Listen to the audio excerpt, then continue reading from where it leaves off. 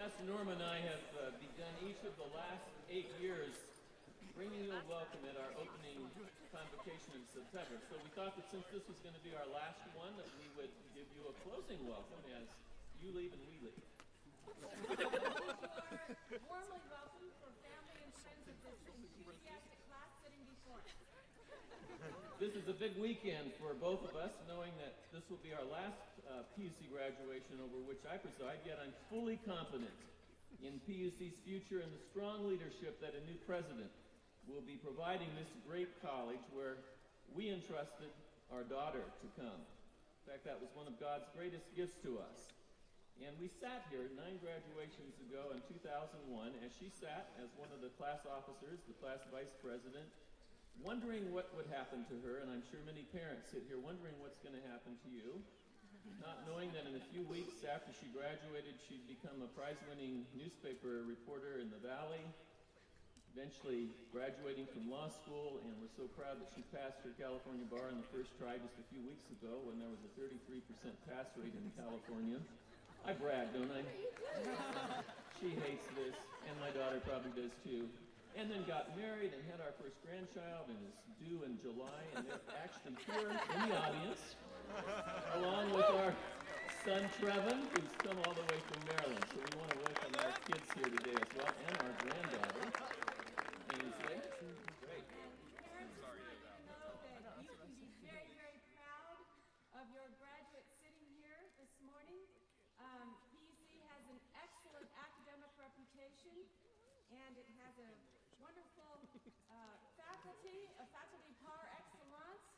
It has students that are diligent, creative, fun, spiritual, and Dick and I have thoroughly enjoyed going to all the wonderful ways in which they have shared their talents with us through drama, music, art, project presentations, you name it. It has been an honor to be here.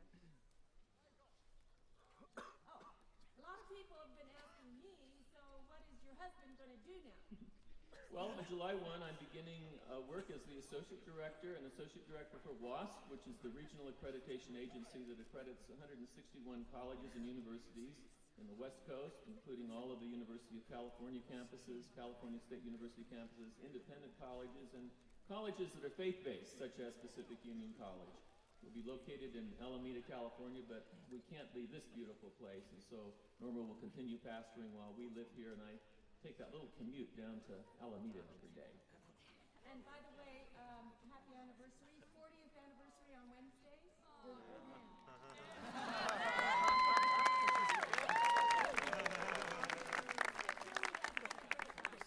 And it's been a joy for us to be here for 8 of those 40 years. And now it's a great pleasure for us to welcome you to the 2009 commencement exercises at Pacific Union College. We would invite you now to stand as we have our scripture and opening prayer.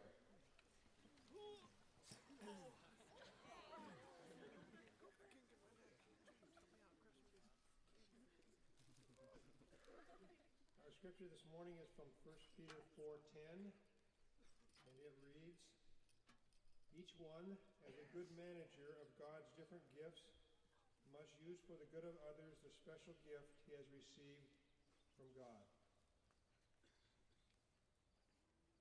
Please bow your heads for prayer. Dear Lord, we are so grateful for the time these students have spent with us at PUC. They have enriched our lives so much with their many gifts. Bless us today as we celebrate their academic achievements, and as they now apply what they have learned to various career paths. Please help them pass the most important test of all, which is to live lives of uncompromising integrity and Christian service. Amen.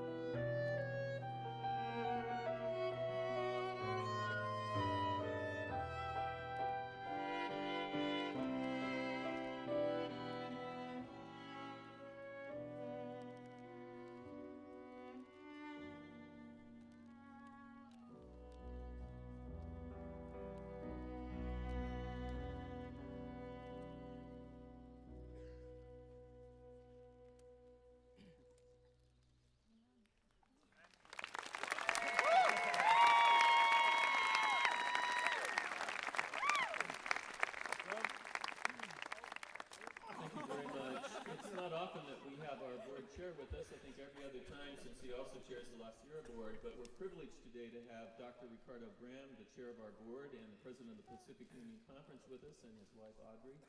And he's here to bring you greetings from our board and wish you best wishes.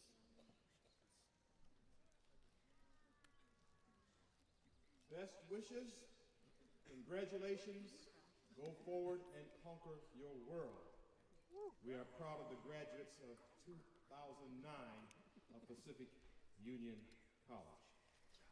For nearly 8 years, Dr. Richard Osborne has served the Pacific Union Conference in the capacity as president of Pacific Union College. He has guided PUC with integrity and precise analysis of the challenges and opportunities that face this education institution, Christian-based, faith-oriented, into the 21st century. His love and commitment for and to Seventh-day Adventist higher education is unquestionable. In his role as Pacific Union College president, he has also served in many other positions in the North American Division, as well as being a member of the General Conference Executive Committee of the World Church of Seventh-day Adventists. Fearless and courageous, Dick has tackled some of the biggest challenges that have come to PUC. On a personal note, Dr. Osborne has been a good counsel to me, giving me good advice only when I asked, while I served as president of the Northern California Conference, where he was on that committee, as well as during the year and 1/2 that I have served as the board chair here at PUC. And many of you know that he may be the indisputed email king. Dick and Norma, now that you are transitioning to other employment, we want to give you a big thank you. Dr. Roy is going to bring a small token. Those of you who know what it is,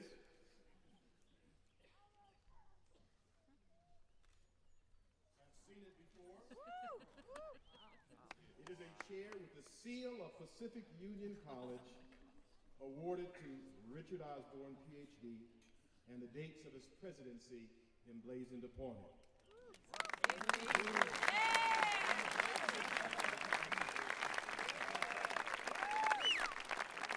And by the way, those of you who witnessed me present to President Osborne an IOU at the constituency meeting on May 13th, you should know that that IOU has been fulfilled. And I need to claim that piece of paper back from you, Dick. We wish you the best of all that God has to offer. President Osborne, would you come forward for a moment? I think they're going to replace your chair so you can sit in that one for the rest of the meeting. We know that you probably will not be sitting in the chair much because you'll be a man on the go. But for the entire Pacific Union Conference, North American Division, the General Conference World Church, we thank you for your 8 years of faithful, dedicated, courageous service, and wish you the best that all God has to offer as you continue to serve as a witness and a missionary for WASP and for the world that God has given you. Thank you.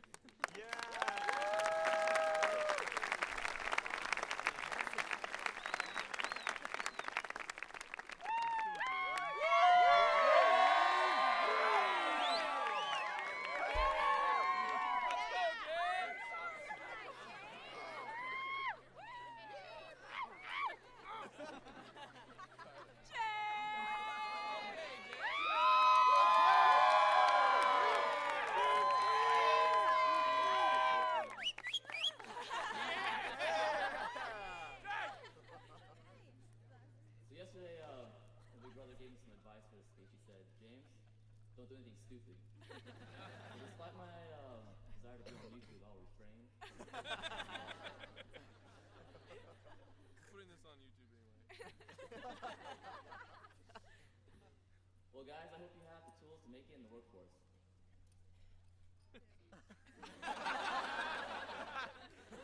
Actually, when I thought about making this speech several months ago, that's kind of all I had in mind because, you see, 4 years ago, I got to make the graduation speech for high school, and back then the speech was filled with like hope and dreams and life ahead of us. I didn't write laughter pause in there, so I'm a little confused. The reason why is because back then, to me, it seemed like there was so much time between the life at that point and the rest of our lives. So the speech was filled with beauty and how we can now start this molding process to produce a beautifully finished product by the time we were ready to become adults and stuff. Well, for many of us, this is it. Like, for most of us, we're done with education. That's gonna, increase our earning potential. And we're gonna have to start paying for our own health insurance and all that other stuff. Especially all our friends over there in the white gowns.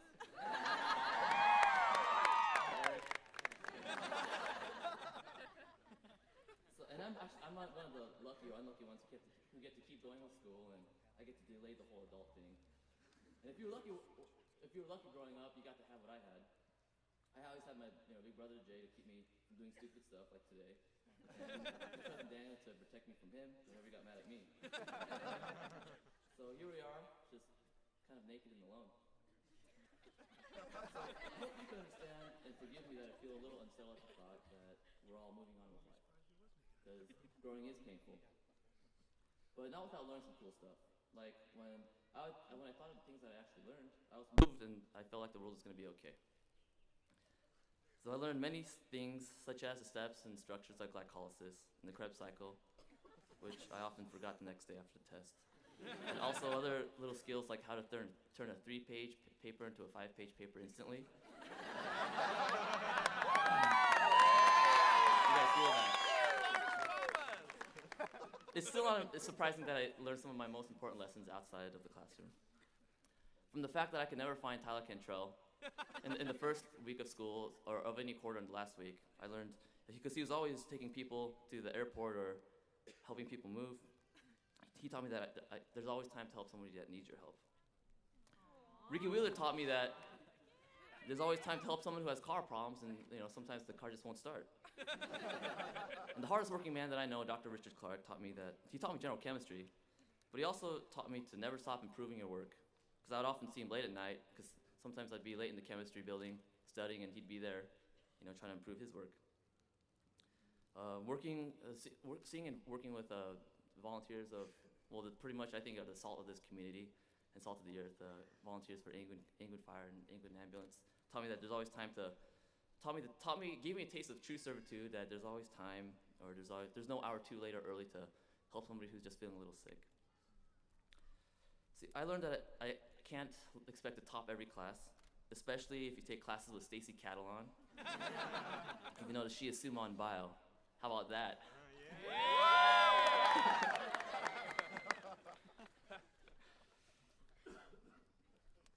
Awkward page turn. There are certainly things that I didn't learn that I thought I'd know by now. I didn't learn what I really want from life. I didn't learn what really makes me happy. I didn't learn how to make time for everybody and all the things that I do. So I started out here as a kid from Oregon 4 years ago, and I hardly knew anybody or anything. I'm pretty amazed on how far I've come, but I can't help but notice how far I've fallen short on who I expected to be by now. And I'm sure most of us can relate. But are we going in the right direction? I would say so. My mom loves real-life parables, and she once pointed to some crooked trees. And she said, if they'd been properly cared for when they were young, they wouldn't be that way. So I guess it's not the height of the tree that matters, but the direction and quality of the soil. And I don't say that just because I'm short.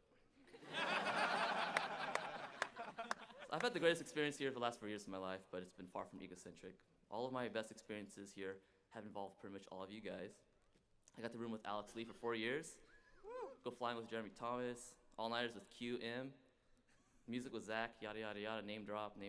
So, I was a little confused to say with the short address. I knew that I wasn't going to share some precious wisdom because I see over 200 people here that are far wiser than I. And I wasn't about to encourage anyone because, like Pastor Nishikawa said, it is really sad that we have to leave this place. I just knew I had to be quick because, for one, Zach Gore is about to hit a plane to Africa with his dad for a project. And I knew I wasn't going to use the words milestone, road, chapter, and journey in this valedictory. I actually looked up the meaning of the word valedictory, and it means the closing statement or farewell address. So this is the part of the speech where I kind of slowly put on the brakes and, say a beautiful quote or something like that, but I won't. I'll just give you the valedictory. Bye.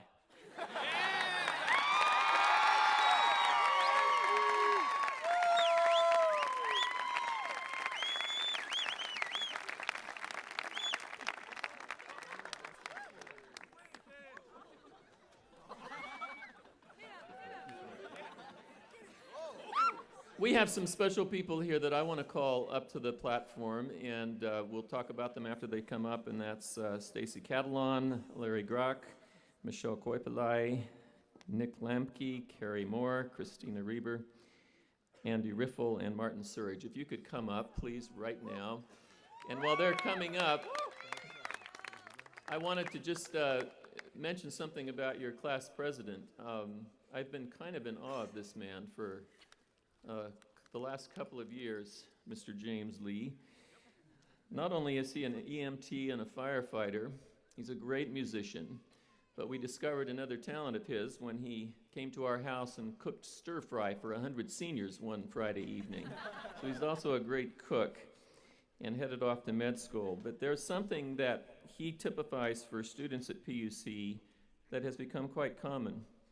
We had a group of guests from the Netherlands here, and they had a great tour of the campus, and when they got to the cafeteria, James said, "I'd like to pay for all of them to have lunch here today." And you were a great ambassador for not only our country, but for our college with that gesture. Thank you. The individuals that are on the platform are key individuals on our campus. Our campus cannot function without student leaders, because they carry out so many functions for us in their capacity as leaders. And we wanted to honor the SA officers from this graduating class over the last 2 years. There's some that served this year that have not been graduating, but we wanted to especially honor these individuals for their service to our student body. They work many hours, tireless hours, to make our student government function. And I'm going to have a little present for each of them, but I'd also ask the individuals in the class who served as student senators, would you stand now? And if you were a student senator, and I'd like to ask those individuals in this group here that played a very key role as resident assistants, RAs, in our dormitories. This is a major job that we have on our campus. We'd like to invite you to stand. And we'd like to invite the campus ministry directors. If you led out in a campus ministry while you were at PUC, would you stand also? Because we want to honor your service. And I'd like the audience to thank these student leaders for the tremendous role that they have played while they've been at Pacific Union College.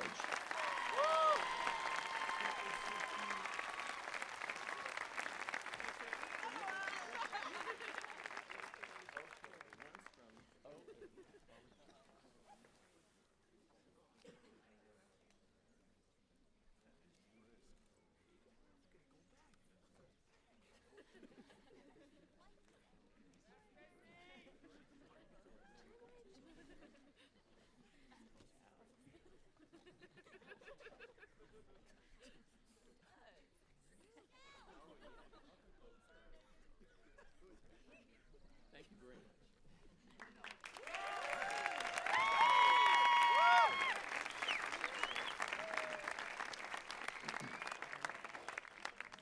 During my 8 years at PUC, we've only given out 3 honorary doctorates, but this morning, Dr. LaCourte and I, on authority of the PUC Board of Trustees, are honored to present 2 honorary degrees. And I'd like to invite first Theodore Benson, known to many of us as Ted, to join me up front here.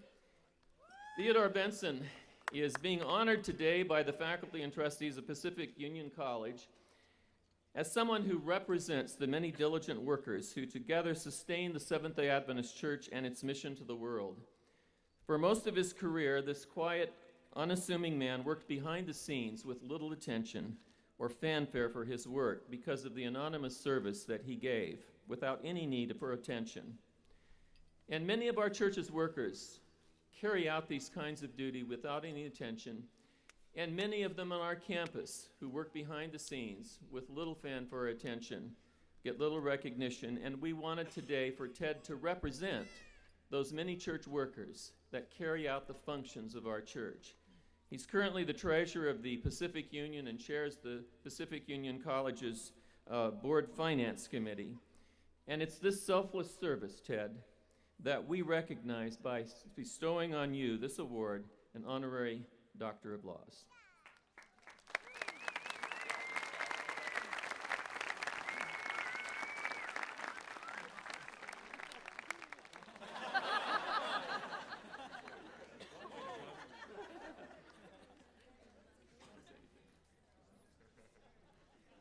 That's one way to muzzle me.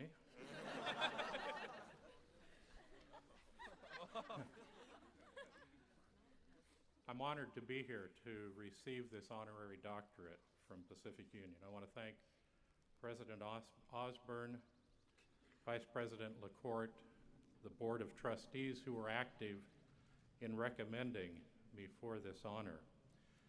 When it was announced at one of our board meetings earlier this year, I was truly speechless. I usually don't have a lot to say, but I didn't know anything about it, so it was really a surprise. I want to say for Pacific Union, this college is known around the world for its strong religious emphasis. Its excellent academic programs, traditions as we see here on the ground this morning, and its many graduates that go out to serve in many parts of the world. And it's a privilege to be associated with such a great institution. The Lord has blessed me through my life, through my ministry. The Lord has also blessed Pacific Union College and will continue to. He promises that when He is on our side, who can be against us? Thank you again for this great honor.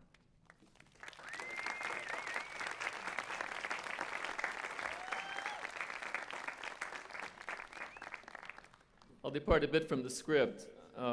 Milton Hare, if you could join me up here.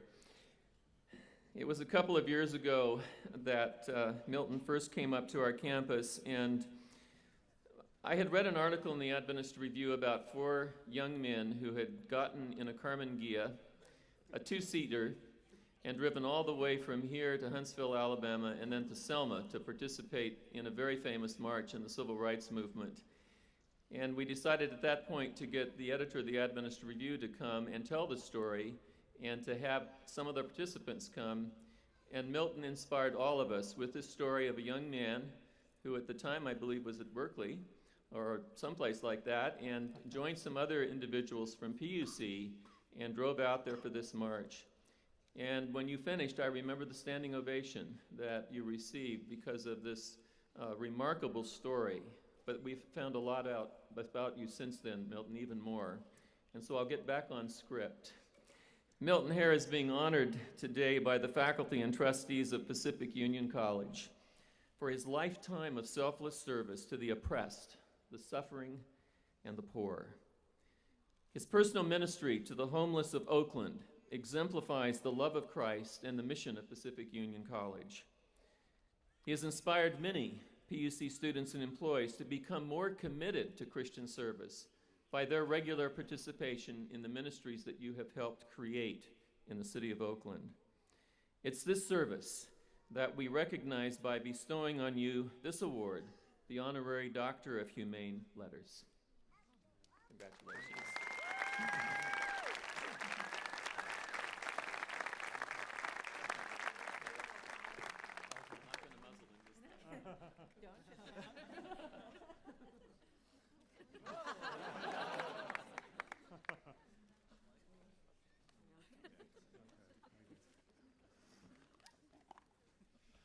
Four years ago, Nate Ella Budak offered to put our Adventist Homeless Action Team in touch with a number of individuals at Pacific Union College who had a heart for ministry. They could, she said, contribute a lot to our homeless ministry. Our ministry was simple. We made peanut butter and jelly sandwich lunches, 2 whole wheat bread peanut butter sandwiches, a banana, 2 cookies, and a bottle of water.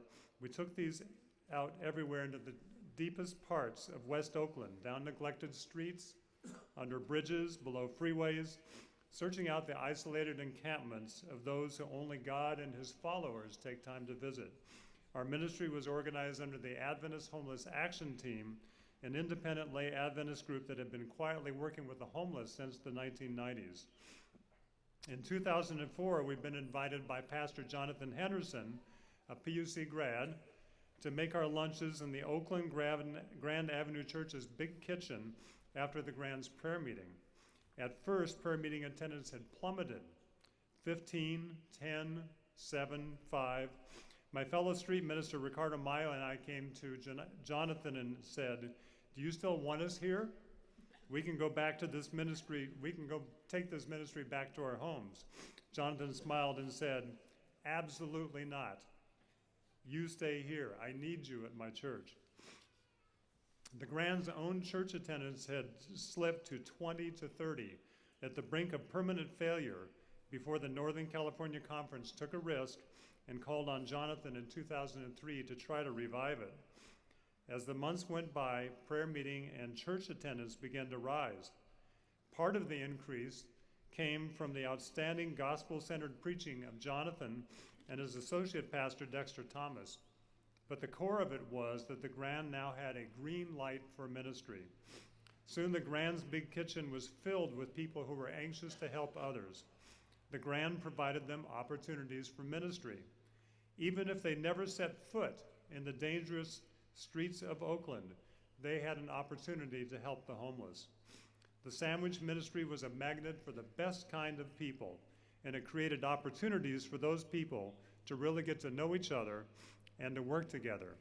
Rich young rulers who had decided to follow Jesus, they reached in their own pockets to financially support our ministry. These good-hearted people, many of them non-Adventists, attracted to the Grand by our ministry, naturally moved into ministry roles in our church. I remember one of these non-Adventists in particular, Corey Cato, who was later baptized and who is the recipient of a Bachelor of Social Work degree here today, was one of those people. Nata Ella returned to PUC and together with her friend Fred Miller, who leads out in your food pantry program, went to the TLC class and student leaders to petition them on behalf of our ministry. Soon we were in contact with Jim Roy, Margot Haskins, and a great number of other campus leaders who offered to raise money for our ministry. We said, look, we've got people pretty much covering the cost of our sandwiches. What we really need now are socks, hygiene items, warm coats, and sleeping bags. Leo Ranzelin, the theology students, the Korean Club, and several other student groups got involved.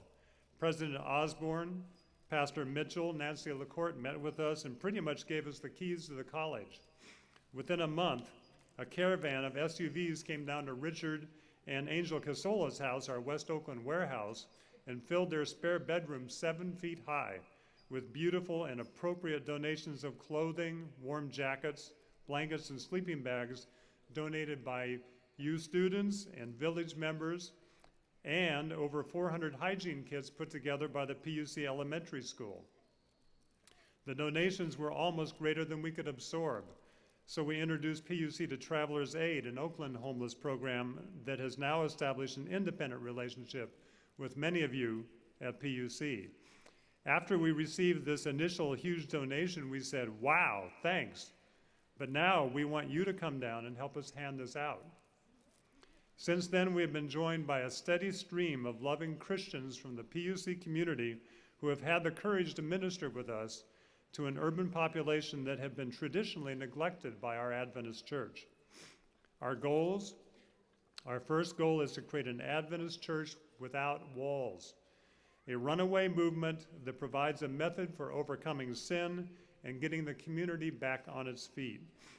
A self-perpetuating series of chance meetings with the poor and spontaneous prayer circles on street corners that concentrate God's sweet influence. Our second goal is to increase on a far greater scale opportunities for ministry, both for Adventists who are hungry for those opportunities and for non-Adventists who are attracted to a church that cares about its community and has gotten involved. We want churches and colleges everywhere to get busy in the community, to conceptualize their ministries and their educational processes as inherently community-based. We believe that community-based ministry is the engine that drives church growth and perpetuates the endowment of a college. In our case, the physical and spiritual endowment of our own Pacific Union College. We have reached the end times, and it is a time for community ministry. As Nate Ella recently commented to me, a lot of us Adventists are sign watchers, but what we really need to be are soul winners, not just sign watchers. I deeply appreciate the recognition that this degree confers both on me and the community of street ministers that surround me, that stand with me. I know that all of us who are graduating together from PUC today are deeply appreciative of the honor the college is bestowing on us. It is a special honor to be publicly recognized and embraced by such a fine Christian educational institution. But it has occurred to me that a college, when it bestows a degree, is also acknowledging and honoring its own accomplishment. After all, it is because of the college's hard work and wise educational leadership that we graduates are standing here today. Our robes and tassels honor our alma mater. In my own case, this is clear and apparent, for more than you realize, our ministry is your ministry, and our accomplishment is your accomplishment. I salute Pacific Union College and the college community that surrounds it. You have answered God's ministry call with many ministries that focus on the community, and you will be sustained by the special blessings he provides to those who do his bidding. I accept this honor on behalf of our common ministry. I ask you all, as you leave this mountaintop college, to expand the influence of our college community in the valleys that lie below us, to involve us more deeply in the community. In everything you do, help others. Don't neglect the poor. Include them in your business enterprises, your church, and your college and school classes. As you move into other colleges and schools, universities, workplaces, and churches, remember that the community provides the very best environment for education. Whether you are a chemist, a physical therapist, a nurse, a mathematician, an aviator, a historian, or a theologian, you will teach, learn, and serve more effectively if you involve yourself with the community just outside your church or school doors. Pacific Union College, both here in Napa County and wherever we graduates work and live, will dramatically increase the net value of our college's endowment spiritually and economically if we take our educational process off the hill and into the valleys surrounding us. Isaiah 61, the Spirit of the Lord God is upon PUC, because the Lord hath anointed PUC to preach good tidings unto the meek. He hath sent PUC to bind up the brokenhearted, to proclaim liberty to the captives and the opening of the prison to them that are bound.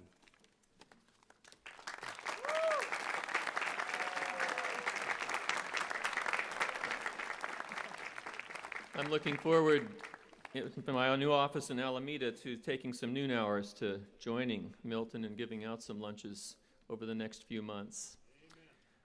Well, we've already heard from the board chair, and we have the vice chair of the PUC board with us today as well. What an honor, Shirley, to be here with you. And you're going to help me introduce somebody very special to you. We know him as Judge Jim Chang. But you know, you've had a lot of family members, both on Jim's side and your side. Have you counted up how many of your relatives have actually gone to PUC and graduated from here? Well, actually, starting with Jim's mother and our girls and ourselves, we actually have 38 relatives, not counting our adopted cousins and aunts and my nieces and nephews. 38. Yeah. And what is there about PUC that's attracted your family to come here so regularly? Well, I asked my husband that, and I think for us, when we were growing up, this was just the place that was understood that you would go to. And for myself, it was a little different because my father was not a Seventh-day Adventist, but he really liked Miss Winning because she was very strict. And those of you that know her will laugh. And he's from the military background, and he liked the way she ran the dorms. Now, you knew Jim actually, I think, as children in Hawaii, but tell us about your first date with Jim. The first date, that's a while back, but we were at PUC and probably just, one of those clubs and then went out on a date. That's when they used to date, now it's all groups, I hear. Oh. Now, we've read in the program about Jim's many accomplishments as a judge, but having observed him over the years, what do you think is, what's caused him to be a good judge? What are some of the traits he has that makes him a good judge? It's hard for me to say because I've never had to be in his courtroom. Thank goodness. But I decided to try to get an inside source, an objective person, to try to tell me, what the real scoop, if he really was a good judge.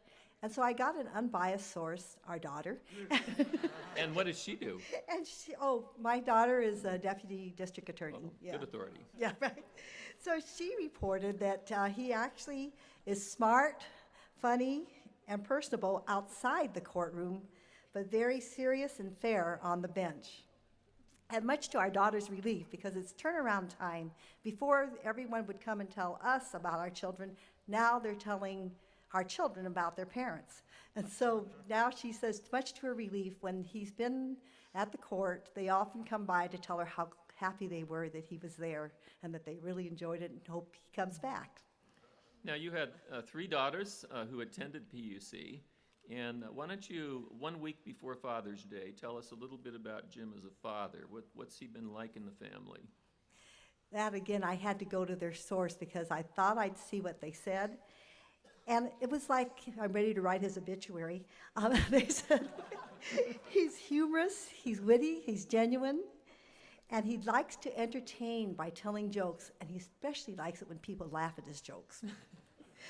I have one situation that just really impressed me because I have one daughter that's a real daredevil. I mean, she loves the mountain biking here.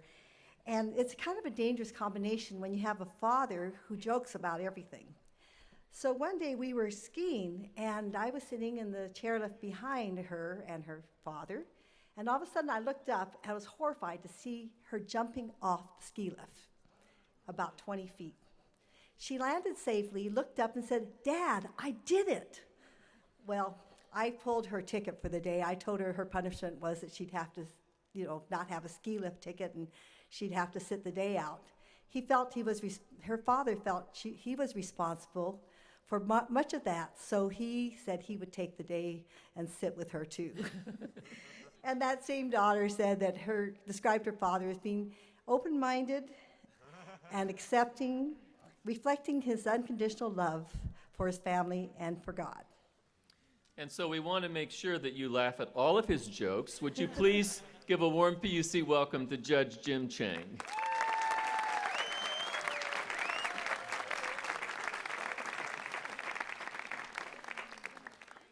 Thank you, President Osborne, and of course my wife, Shirley. Usually when I'm with my wife, we're introduced as Mr. and Dr. Chang. They should have stopped at that point. Shirley has several volunteer projects, and so I get to tag along with her. And so we go to places like Geneva, Manila, Hong Kong, Maryland, Michigan, and when we go to Silver Spring, Maryland, she goes to her meetings, and I usually get together with another spouse, usually my daughter's father-in-law. We drop our wives off at the meeting, and then we drive to downtown Silver Spring. We take the subway. We get off in Washington, D.C. We hear the arguments at the U.S. Supreme Court. We have a nice lunch, and then we return just in time to pick up our wives. You see, besides carrying my wife's luggage, I'm her chauffeur. And she has the title, but I share in all the fun. If you have a choice, it's better to be number 2 instead of number 1. Even young children are pretty savvy about titles. A few weeks ago, I was babysitting my 2 young grandchildren. One is 3 years old, and the other one's a little over 4. And everyone was gone that morning, so it was just the 3 of us. And after a couple hours, they were getting a little restless, and they says, "Papa, what are we going to do?" And I didn't know what to do. So I says, "Well, why don't we form a club?" "Papa, a club? And I says, you know, a club, the three of us, you, Cedric, you, Wyatt, and Papa. And he says, well, okay, Papa. I says, now when we join a club, we have to choose a president and we choose a secretary. A president, a secretary, what's that? And I says, you know, number 1 and number 2. And that they knew just perfectly, it was perfectly clear to them. So I says, okay, who are we going to choose as number 1? And they smiled and they looked at each other and by acclamation they proclaimed, Papa, number 1 dum-dum. Now, graduates, all of you, at one point in time, you're going to have to decide, do you want a title or do you want a testimony? Now, for some of you, it'll be an easy decision, and for others, it may be a tough one. And you need to make this decision whether you aspire to be a lawyer, a journalist, a preacher, a politician, a policeman, a painter, or whatever it may be. And probably even more so if you plan to be or would like to be a missionary in a foreign country. Look at Pharaoh. He had the title, but Moses had the testimony. Goliath had the title, but David had the testimony. Pilate had the title, but Jesus had the testimony. It's your choice, and that's the decision you're going to have to make and continue making throughout your life. What are you going to shoot for? Is it merely a title, or is it a testimony of God's work in your life? Are you going to go for the external trappings of success, or are you aiming to be one of God's people? Are you going to seek first his kingdom and his righteousness, or are you going to go for the glitter, the title, the fame, the possessions, the money? Now, title by itself is not wrong. I have lots of titles. They call me Your Honor in court. Once I received a letter from a person in South Africa. That person addressed me as Your Majesty. So I ruled in his favor. And once the bailiff came to me during the recess, and he says, Judge, I didn't know you changed your title. And this was just after I had sentenced a defendant in a criminal case. And I says, why do you ask me that? And he says, well, you know, I just escorted the defendant out, and he muttered under his breath. And I says, well, what did he call me? He told me, but I'm sorry, I can't repeat it here this morning. I also have the title of husband, father, friend, neighbor, brother, grandfathers. You know, when my daughters were attending PUC here, they thought of me, they had a title for me. It was called banker. I think it's because all our church schools, you know, from grade school, academy, and in college, we have the work-study program. You know, the parents work and the kids tell us they study. Now, there's nothing wrong in accumulating a title in pursuit of a job well done. It's a question of focus and priority. What's your focus? Is it contribution or is it recognition? Are you trying first and foremost to make a difference in the world, or are you aiming for a title behind your name? God is not impressed with titles. Most of his key persons or key people didn't have a title. What was Abraham's title when he started? Director of New Nation? And what was Moses' title, or Noah's? And Jesus? He never had a title. Although some called him teacher, he was never the high priest of the Jewish nation, or senior pastor, or chief of the 12. The important thing to focus is on motive. That is your reason for your action or your inaction. That means you focus on an audience of one. Now, what does it mean to focus on an audience of one? Does it mean to be self-centered? No. Does it mean that you answer to the world? No. It means that you answer only to God. It means that you strive for excellence in all that you do because you're doing it for him. It means that you seek first the kingdom of God and his righteousness. It means that if a decision requires that you forfeit a title, you make that decision and you let the chips fall wherever they may be. Only then can you be truly satisfied. You know, we give little of ourselves when we give of our possessions. We give little when we give of our possessions. It is when we give of ourselves that we truly give. When Charlotte was in high school, I brought her to court with me once, and she sat in the back row. It was in the middle of a jury trial. And after a few minutes, I looked up, and I couldn't see her. She was gone. And I looked at the bailiff, and he shrugged his shoulders. We didn't know where she went. And about 5 minutes later, this smell of popcorn just wafted through the courtroom. And the jurors started sniffing, as if to say, we want some too. She, a few years ago, brought Grandma, her 85-year-old grandma, to court to watch her in action. It was hard for Grandma to differentiate between a plaintiff and a defendant. But going to court with her granddaughter was the highlight of her few remaining years of her life. You see, Charlotte gave of herself that day, even though Grandma only had the faintest idea of what a deputy DA did in court. Someone told me the other day, after I make $1 million, I'd like to help the people in Africa. He already had $1 million house and he had $1 million job, so to speak. I said to myself, give me a break. Haven't you ever heard or read the book, 3 Cups of Tea? Greg Mortensen hardly had $1 to his name, and yet he's built close to 80 schools, especially for girls, in Pakistan and in Afghanistan. A one-man mission, one school at a time, right in the middle of the Taliban breeding ground. Now, Greg Mortensen is not the only one. Look in your program, the list of PUC missionaries. They went to almost around the world, 11 countries. They served around PUC and the communities here and in the Bay Area, as Milton was telling you, before they made any money, before they had an occupation or a profession. You think you have a lifetime to give? Think again. For many of you, of course, you'll have a half a century or more to give. For some, life is too short. Our Milpitas Adventist Church is proud of Jaylene Chung. She's sitting right there in the front row. We watched her grow up since she was born in our church. Jaylene spent a year as a missionary in Laos. And she came back and gave us a report of what she did there, how the people lived. Her talk was such an inspiration.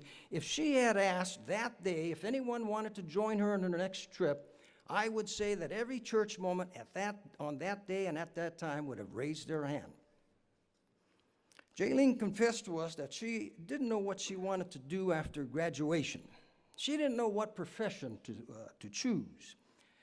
But she knew that her life was not going to be the same because she knew how people were living on the other side of the globe. Jaylene, do you remember, Jaylene, I get these names all mixed up. Jaylene, do you remember right after church I told you you ought to go to law school. You make a great lawyer. You know, why don't you study for the LSAT and apply to law school? It wasn't so that you would have the title of a rich young lawyer. It was so that you would have the testimony of a humble public servant. You know, the year was 1992, and about 6 students from PUC went down to San Francisco. And Josh had just called his mother in Los Angeles. I can't remember names very well, so I'm sure Josh was not his real name. And I remember watching TV that night. It was right after the Rodney King beatings. Anybody remember that? He was arrested, and he was a black man that was taking his beatings there on the ground by the police, and the public was just up in an uproar. And a couple days later, and I remember watching, as I said, on television, the looting started in Los Angeles.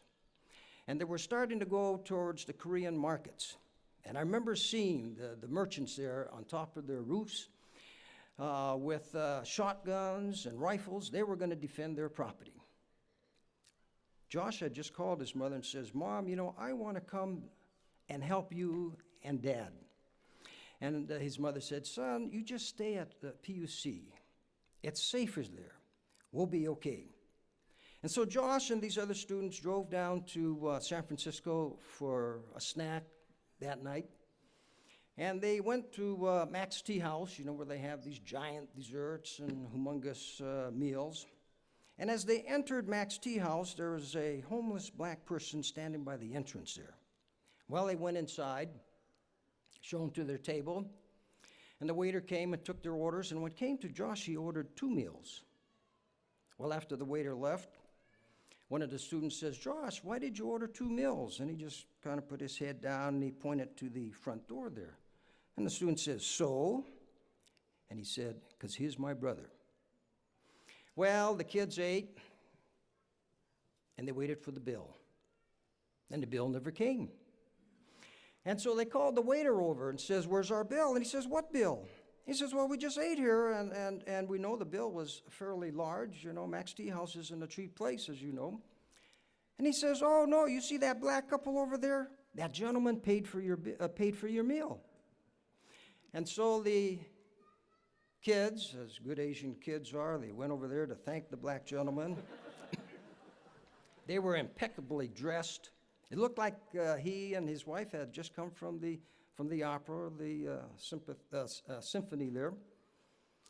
And so I would have imagined that the person said, "Well, what school do you attend?" They would probably have said, "Pacific Union College." "Oh, where is that?" "Well, you know, Napa County, St. Helena, you go straight up 8 miles up the road to a town called Angwin. That's the school that we attend, PUC.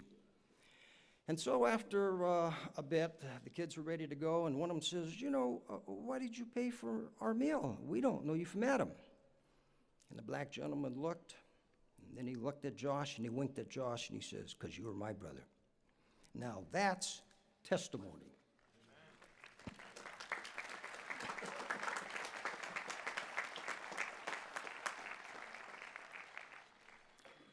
President Osborne, thank you for inviting me this morning to share a few words with the graduating class. But we all want to thank you for your contribution to Pacific Union College. You and Norma have been a real testimony here on campus.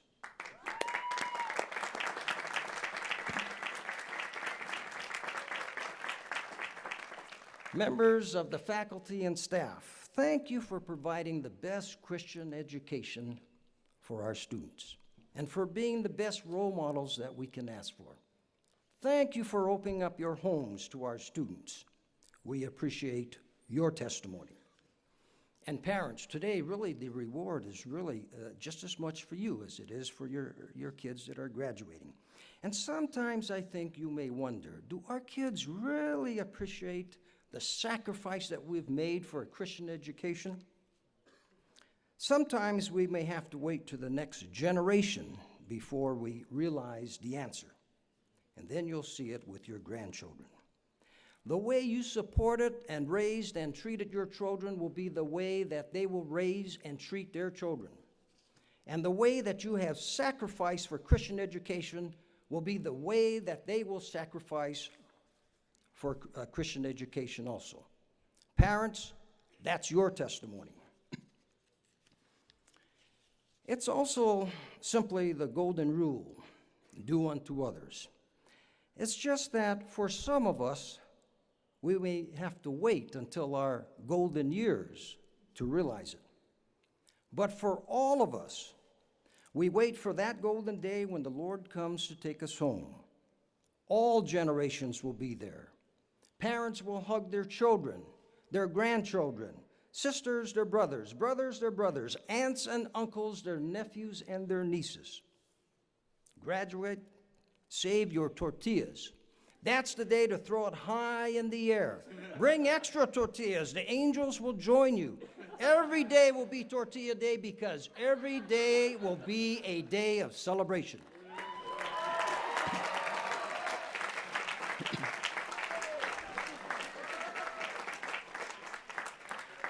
Not long ago, a commentator in the Time magazine wrote of Andrea Lawrence, who was the youngest skier ever to compete in the Olympics. In 1952, she was on the cover of Time magazine.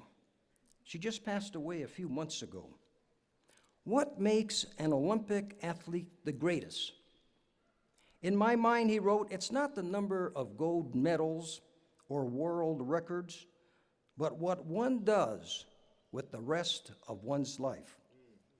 Andrea's philosophy as a leading conservationist was being able to contribute and put back into the world some of the energy that you've taken out of it. I would like to think, she said, that my energy has gone back into the world, and hopefully in as many positive ways as possible. You see, in the end, title doesn't matter, testimony does. As Dr. Taylor read from the first book of Peter, use your gifts as good managers of the grace of God. Class of 2009, you made it. We're proud of you. Congratulations.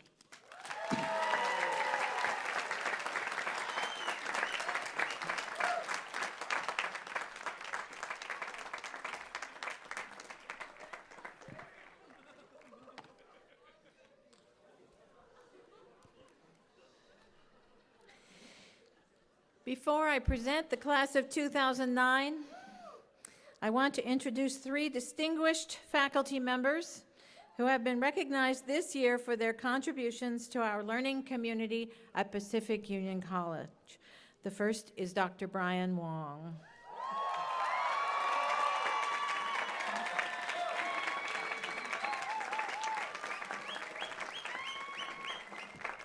Stand right here. Thank you very much.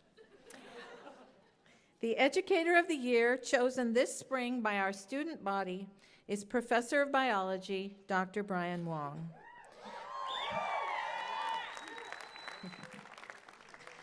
Dr. Wong teaches his courses with enthusiasm and flair. While he has only been at PUC for 3 years, he has already become legendary for the time he spends helping students, his cancer prevention research using traditional Chinese herbs, and his sense of humor. It is with great affection that we present this award to Dr. Brian Wong.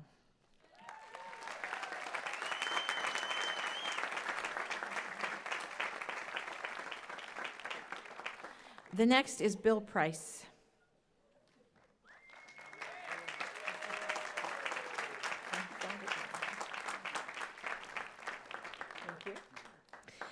Bill Price is being honored today as Professor Emeritus. For many years, Bill taught industrial arts such as plastics, fiberglass fabrication, machine tools, metalworking, and all areas of auto mechanics, including the fabled powder puff auto mechanics, before transferring to PUC's aviation program, where he has taught students with kindness and careful attention to detail since 2002. He not only shares his love of engines and flight with his students, he also shares his wonder at the beauty of the created world as seen from 1,000 feet. He has been our colleague and friend for 33 years.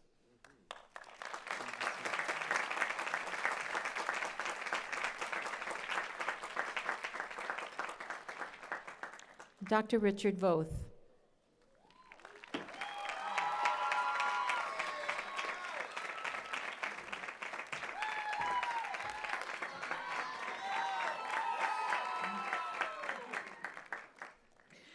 Dr. Richard Voth is being honored today as Professor Emeritus. Dr. Voth has chaired the business department with tireless dedication for 31 years, building up the curriculum, creating a computer lab, and putting endless hours toward the Bachelor of Science in Management evening program and the entire degree completion program. He is renowned for his tough love.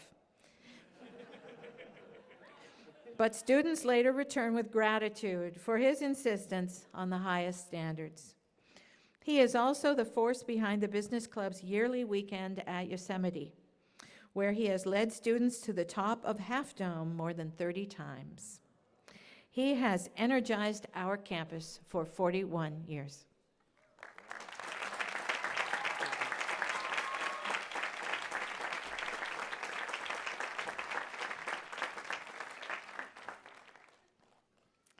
This morning, we also want to honor the first graduates of our new program in emergency services.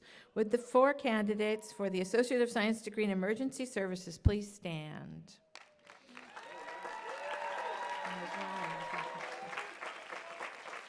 I'd also like James Robertson, their director, to stand.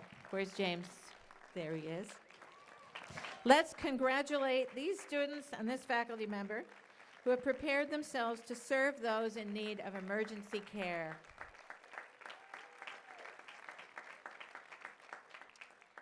Thank you. And now, I am proud to address the 121st graduating class of Pacific Union College. 284 graduates receiving 96 associate degrees, 196 bachelor's degrees, and 2 master's degrees. As usual, nursing is the largest group among you.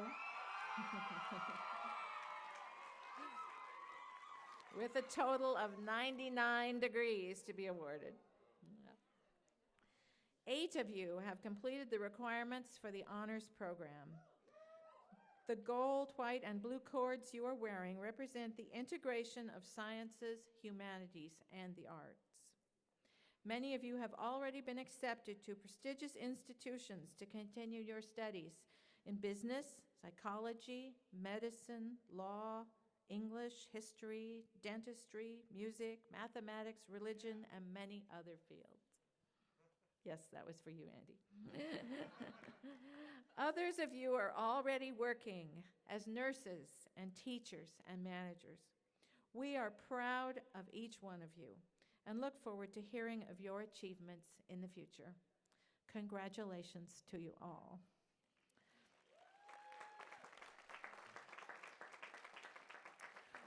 Will the candidates please stand?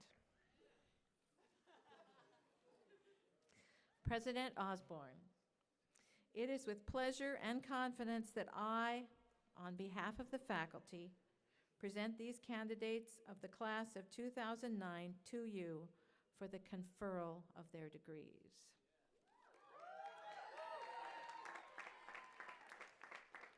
Upon the recommendation of the faculty of Pacific Union College and with the authority vested in me by the Board of Trustees of Pacific Union College and the State of California, I now confer upon those candidates who have successfully completed requirements for graduation their respective diplomas and degrees. Congratulations.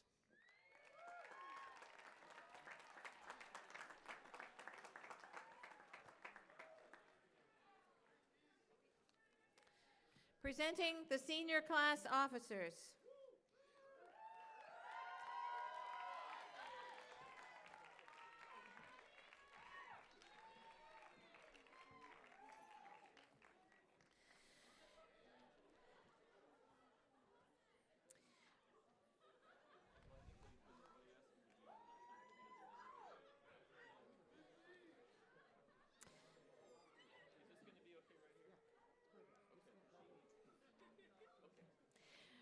President, with a Bachelor of Science in Biology, magna cum laude, James J. Lee.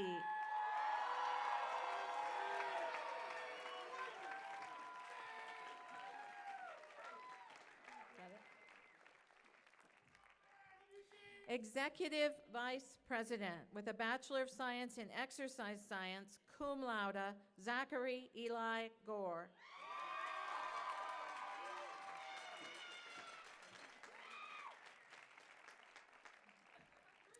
Social Vice President, with both a Bachelor of Arts in Spanish and a Bachelor of Social Work, cum laude, Alisa M. Jacobo.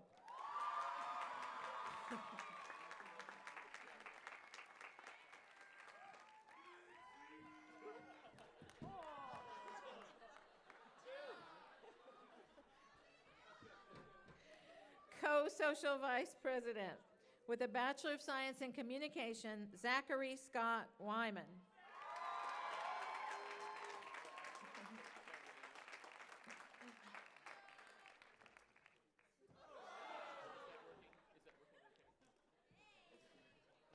Secretary, with a Bachelor of Arts in Biology, cum laude, Jaylene Chung.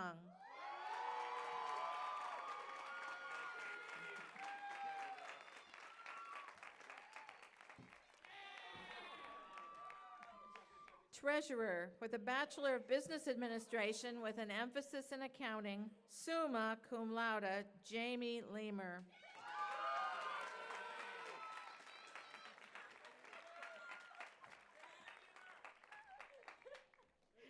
Chaplain with a Bachelor of Arts in Theology, summa cum laude, Jeffrey Youngkey Cho.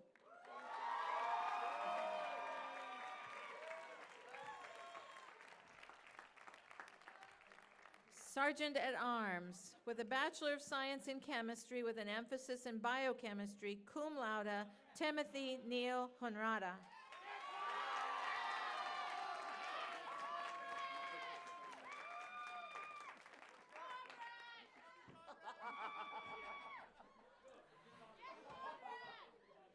Historian with a Bachelor of Science in Mathematics, cum laude, Andrew Marcel Riffle.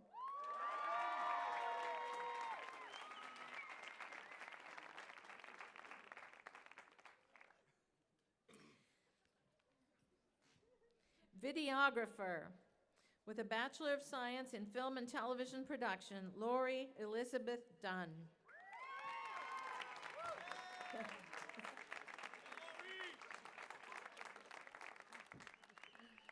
Co-videographer with a Bachelor of Science in Film and Television Production, Nicholas Lampke.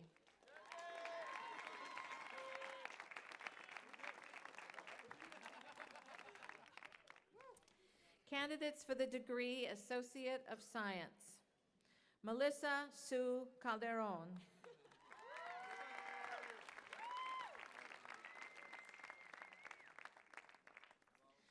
Raul Cuevas.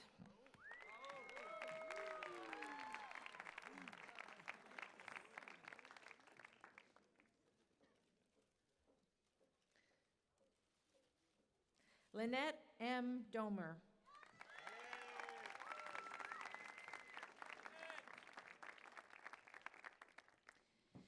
Kaylani Laureen Hagelgantz.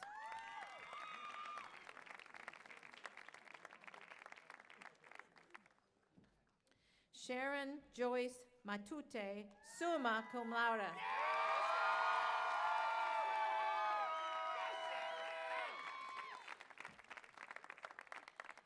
Candidates for the degree Associate of Science in Nursing.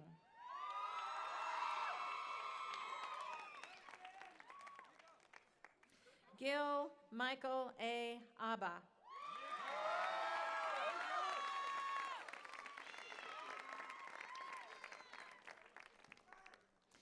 Jeffrey Ryan Tu Abel.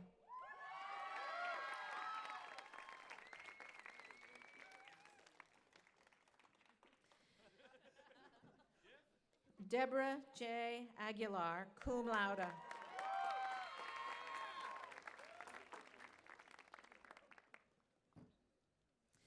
Kristen Nicole Arroyo.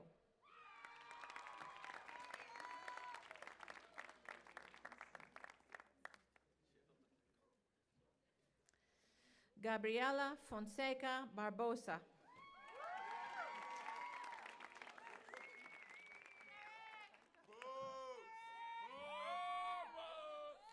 Derek J. Bobst.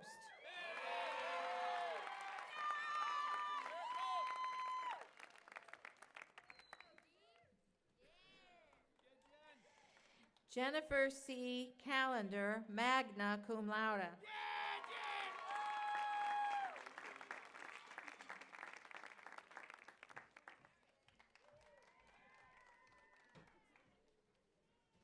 Beth Ann Carlson.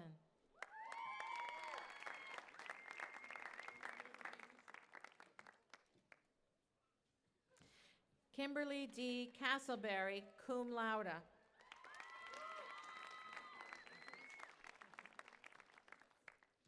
Tammy Esther Chung.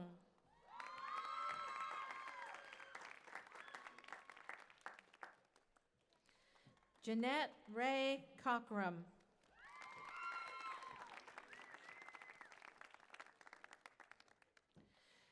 Jacqueline Marie Coder.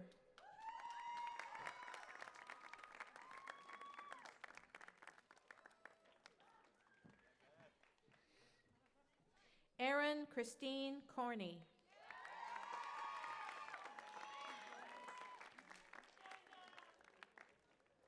Johnny Dawes III.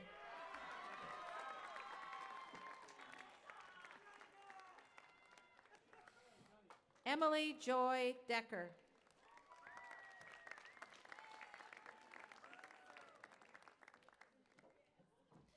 Natalia Gail Delgado.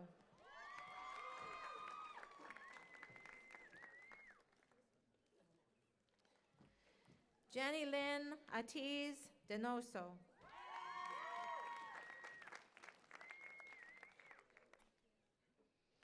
Melanie Ann Fernandez.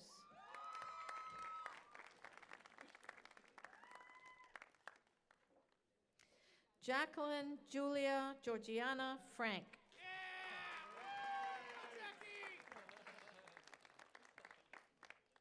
Megan Elizabeth Gaynor, cum laude.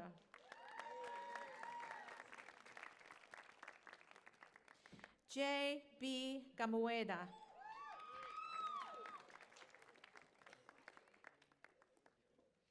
Cosby Marilu Garcia.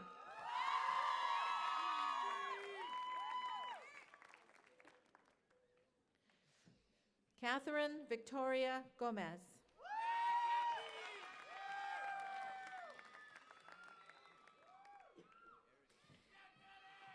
Daniel Arthur Lincoln Hopgood, cum laude.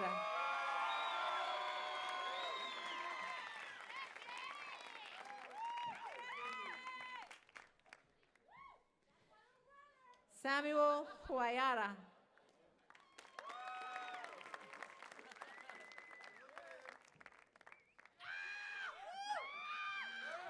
Eric Stanton Jett.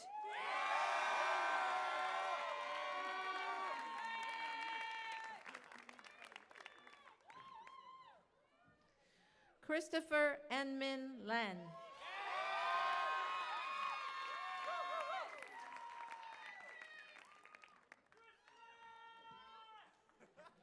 Jeanette Darlene Lyszewski.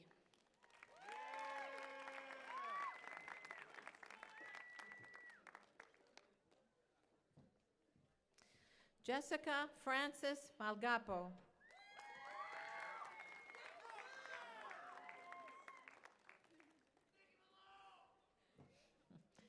Nicole Malone.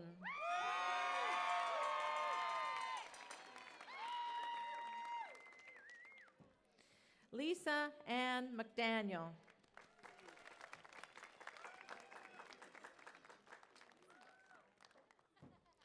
Solomon Manuel Mendoza.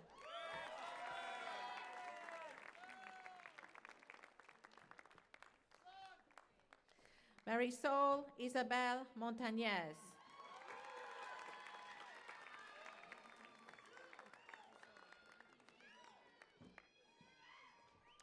Meritas Castillo Morales.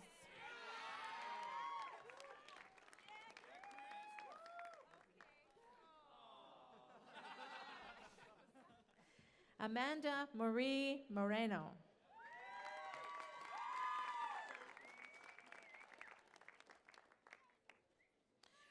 Ray Keith A. Mostrales.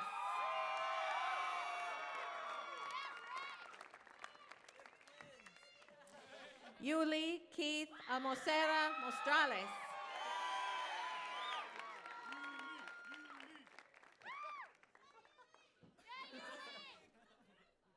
Nessie Villarraza Napod.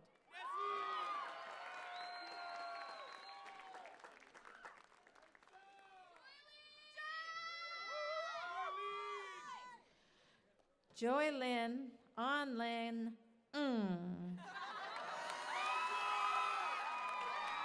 with an Associate of Science in both nursing and music, cum laude.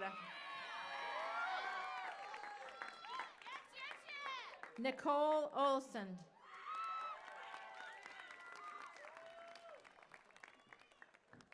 Stacy Osler.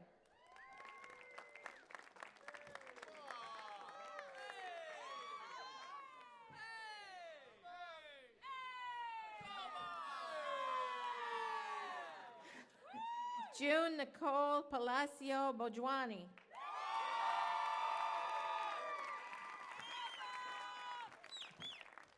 Jason E. Panel.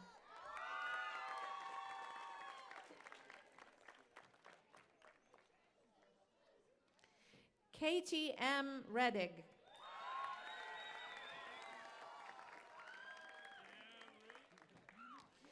Jessica E. Ridenauer.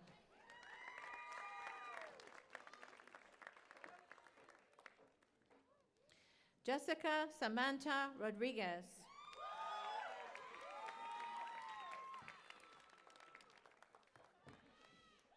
Dennis A. Rosendo.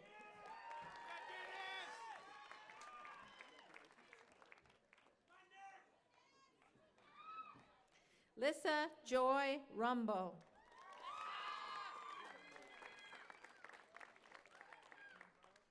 Norma Alicia Sandoval.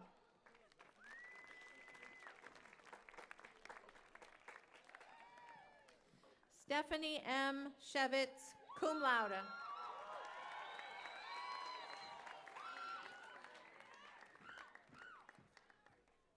Jenna Claire Sjogren.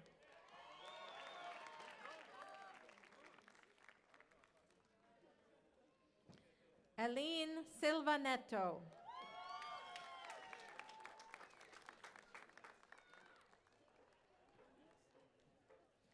Royana M. Sims.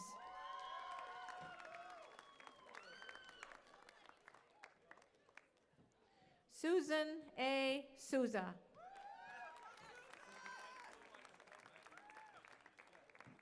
Olivia Sun.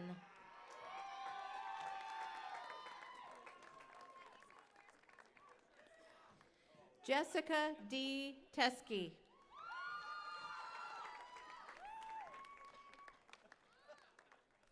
Shelley R. Teskey.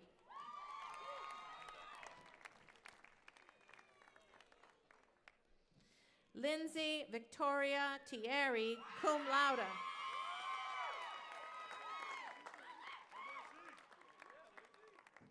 Marcianne L. Trinidad.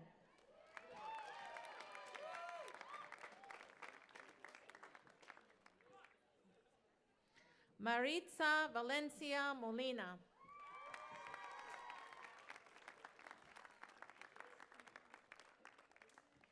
David L. Wilson, Jr.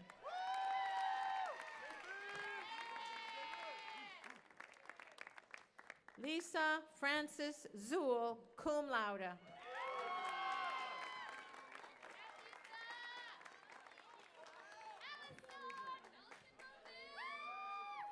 Candidates for the degree Bachelor of Arts. Allison Bodil Louise Atkin, cum laude.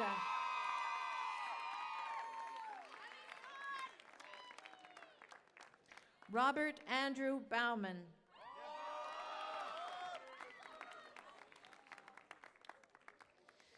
Tamara N. Burney, with a Bachelor of Arts in both Spanish and International Communication with an emphasis in Spanish, magna cum laude.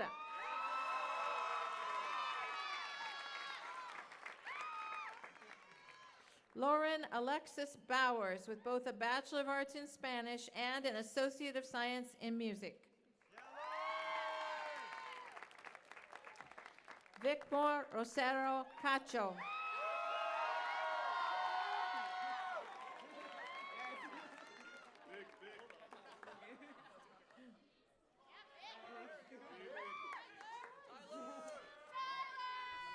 Tyler Jens Cantrell, with both a Bachelor of Arts in History and a Bachelor of Science in Social Studies.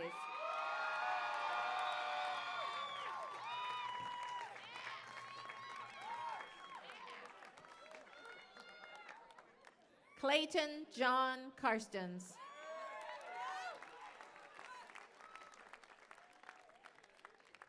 Linda Chang.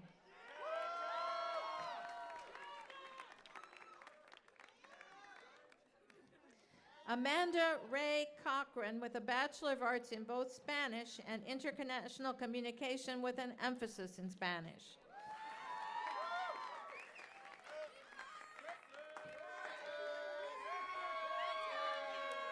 Caitlin Jean Cortez.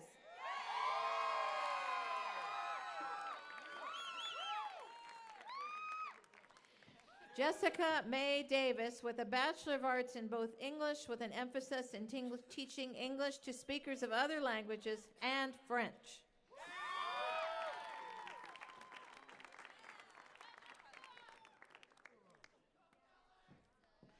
Jacqueline Ray Douglas with a Bachelor of Arts in both Fine Art and History with an emphasis in American History, cum laude.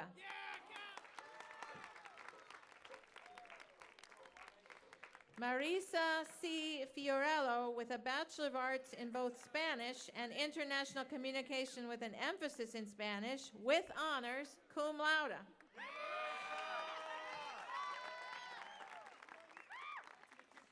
Nathaniel Evans Gamble, magna cum laude.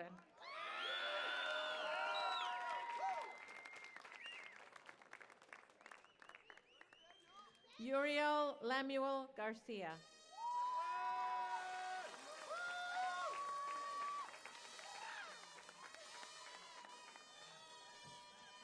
Jeffrey Newton Gleaves.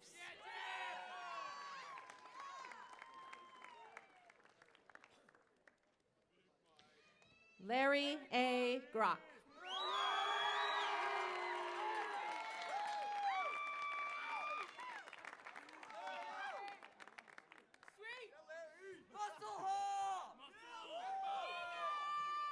Michael J. Ha with both a Bachelor of Arts in Spanish and an Associate of Science in Emergency Services.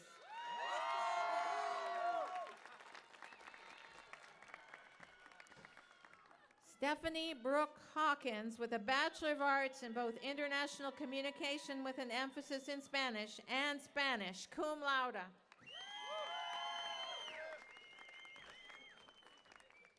Lisette Hernandez.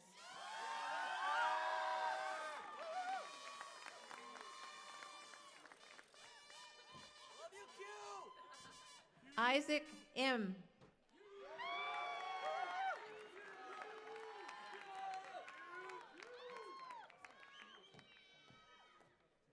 Savannah R. Juarez.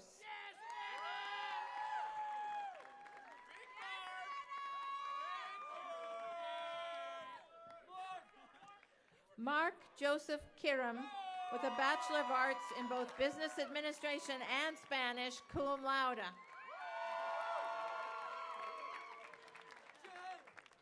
Jason C. Lee, cum laude.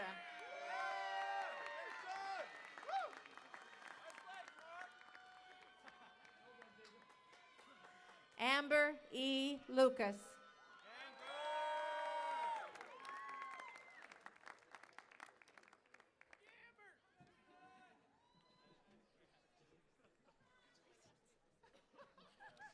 Brianna Joy Louie, magna cum laude.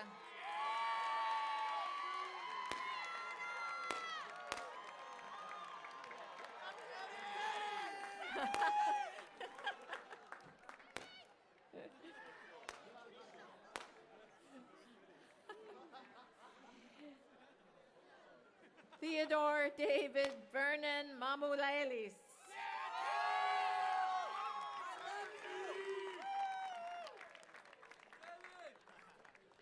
Megan Milholland, cum laude.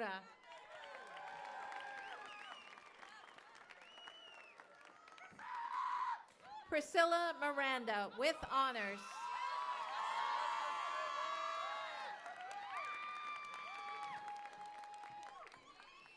Brian Myung.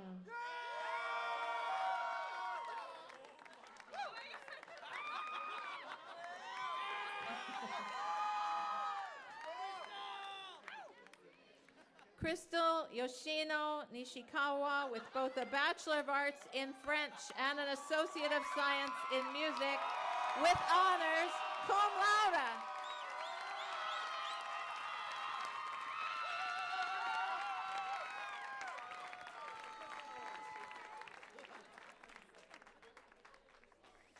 Desiree May Hukulani Quijano.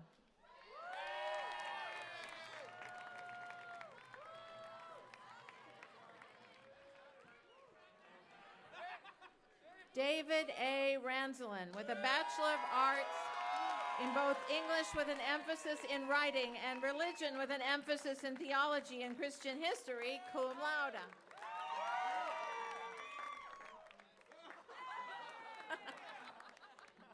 Lana Christine Rasmussen with honors, cum laude.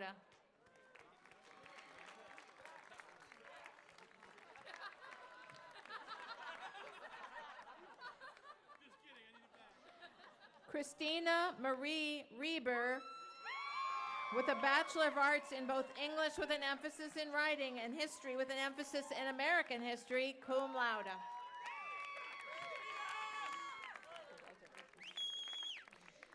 Zachary Dwayne Reiber.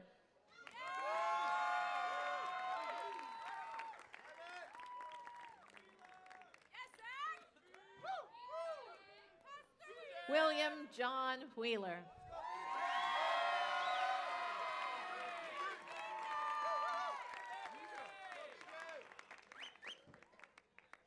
Lacey Nicole Williams.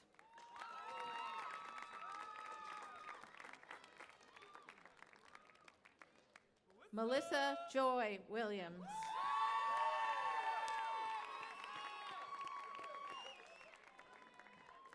Candidates for the degree Bachelor of Business Administration. Ayowade Kehinde Adeogan.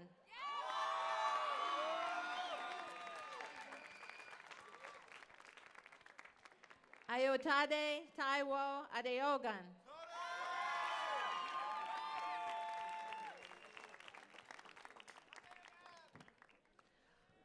On Tuong Dang.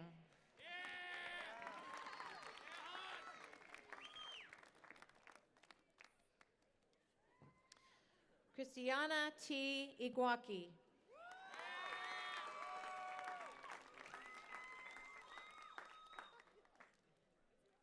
Jonathan Daniel Martel.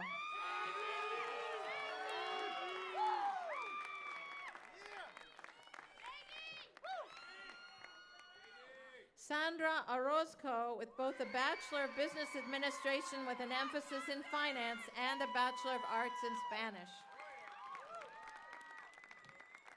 Sarah Lynn Ramming, cum laude.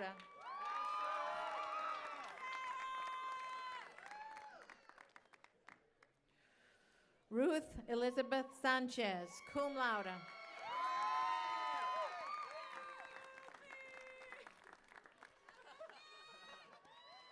Andrew Mark Scheidemann, cum laude.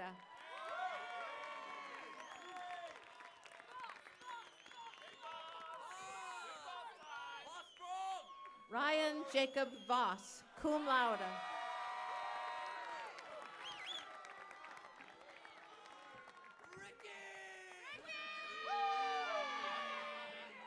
Roderick Wheeler.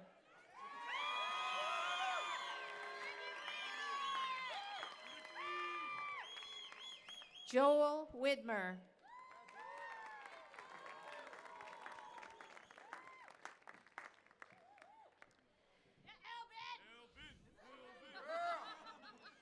Candidate for the degree Bachelor of Music, Elban Kapuli.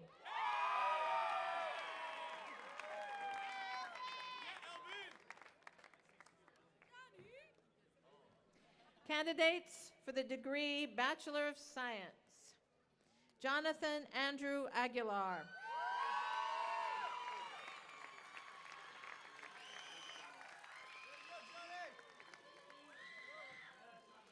Jose M. Alcazar.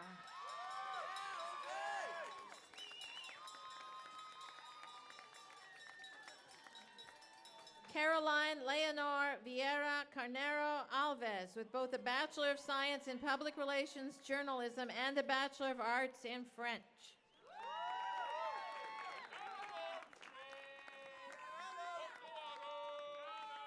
Adam Scott Armstrong.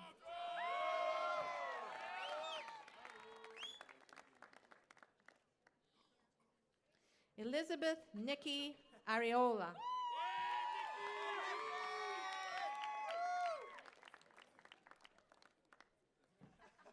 Sarah Larie Batiste.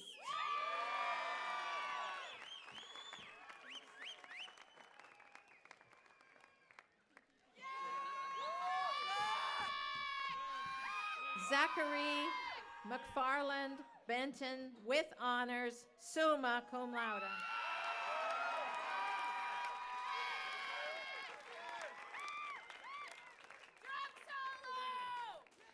Bethany R. Bilbrey.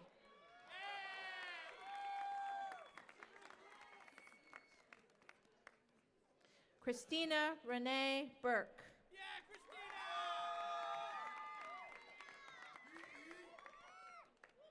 Kelsey Danae Cadiente.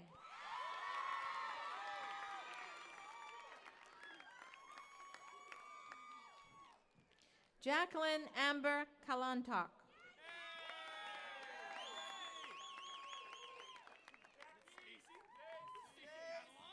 Stacy Marie Catalan, summa cum laude.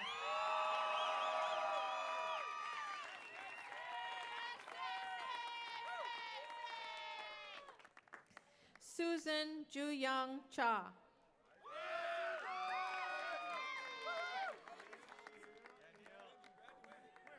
Jonathan James Chow, magna cum laude.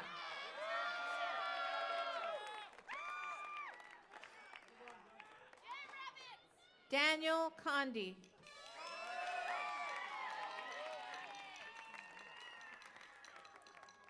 Leah Marie Condi.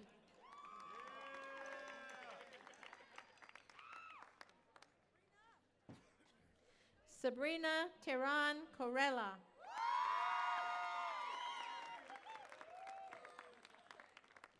Anthony James Craig, cum laude.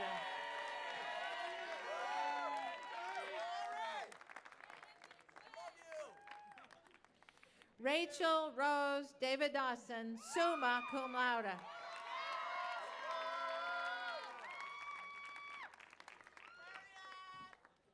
Marianne Lumanlan Diaz.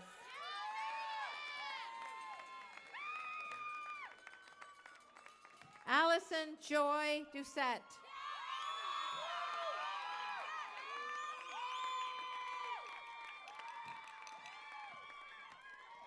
Adakumbi Iguaki.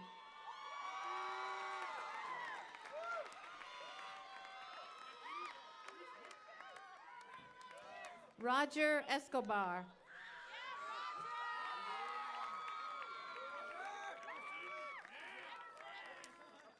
Joseph Edward Farguson, summa cum laude.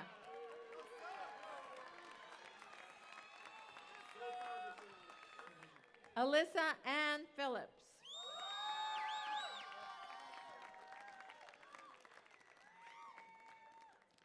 Rajiv Jayakumar Ganeshan, cum laude.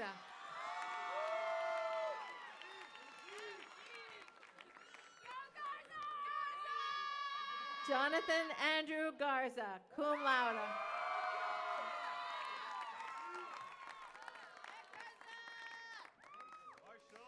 Marshall Paul George.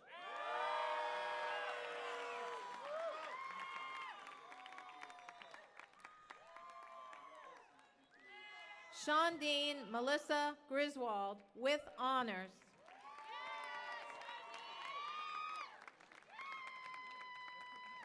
Danielle Hall.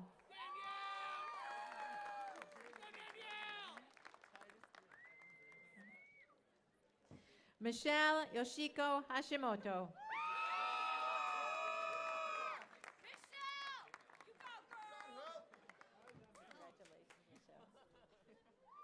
Jonathan Pascal Helt, summa cum laude.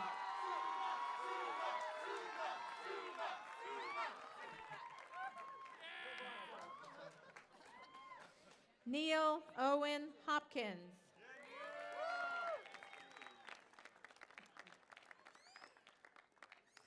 Christina Q. Nguyen.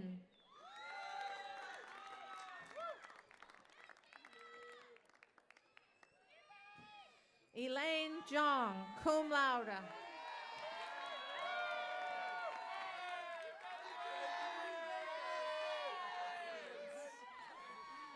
Bjorn Benjamin Jensen, summa cum laude.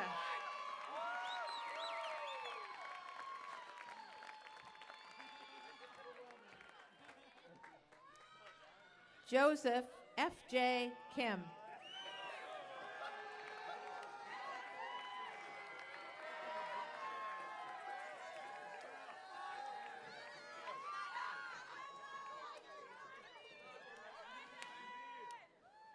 Michael Jong-gyu Kim, magna cum laude.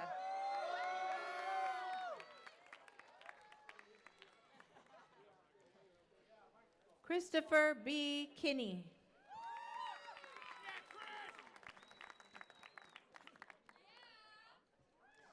Michelle Lauren Coylepeleg, cum laude.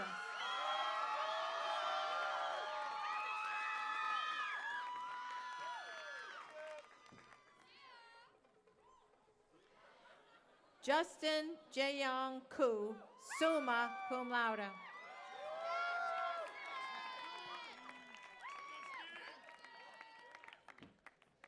David J.A. Kirkless with a Bachelor of Science in both Fine Art and Photography.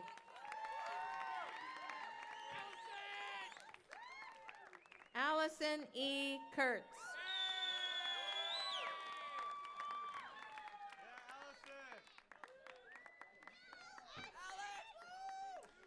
Alexander Hyunju Lee, magna cum laude.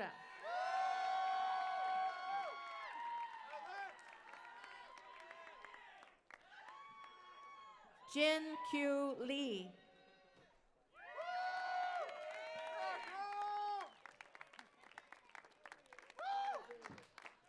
Jonathan Michael Lim.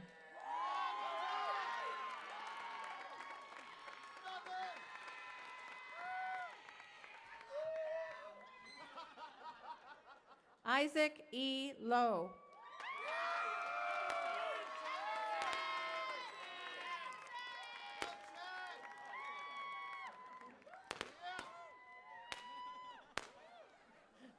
Pretty. Bernardo J. Malked III.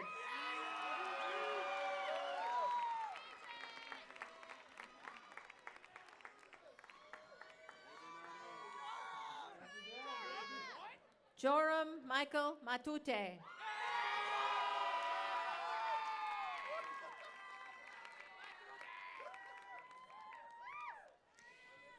Caitlin Rose McNabb, magna cum laude.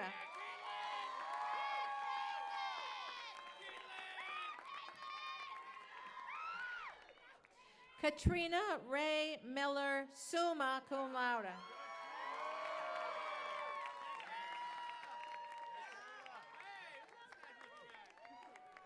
Eric William Navat.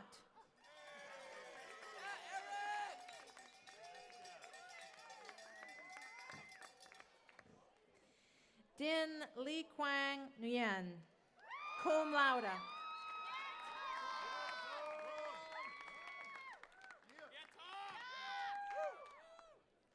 Alexander Noguchi, cum laude.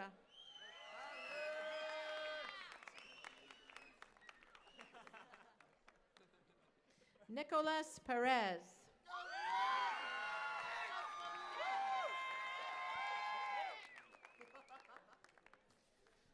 Sylvia Quang Tran Pham.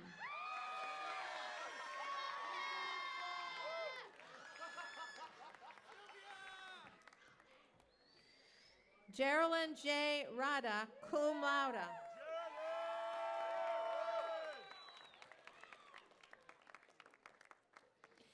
Dale Christian Pena Ranjo.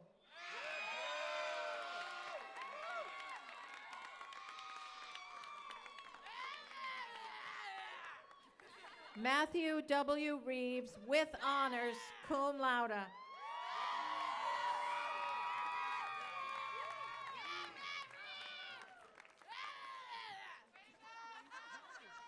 Sarah Michelle Richards with both a Bachelor of Science in Biology and a Bachelor of Arts in Spanish, summa cum laude.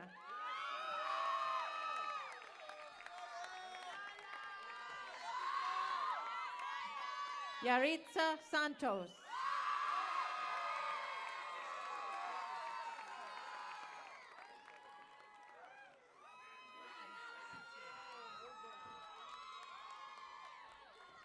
Blake T. Segoria, summa cum laude.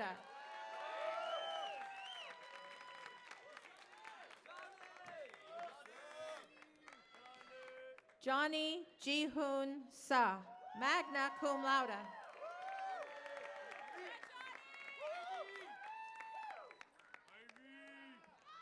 Ivanel Florence Sunico.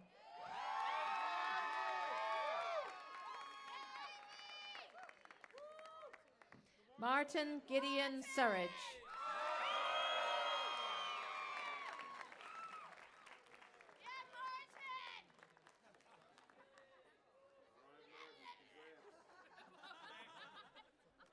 Mia Christine Swenson.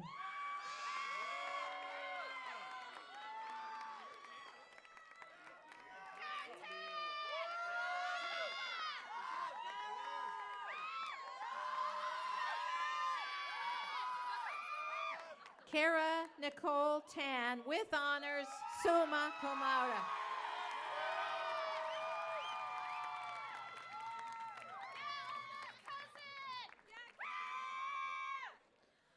Donica Kiana Thomas.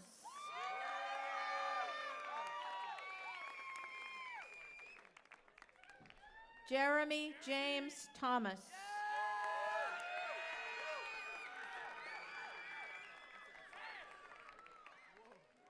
Wilson Glenn Thomas, cum laude.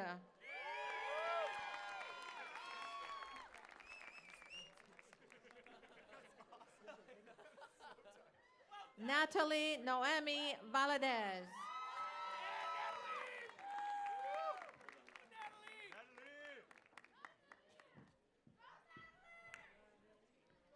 Kathleen Yodiko Wolpin, cum laude.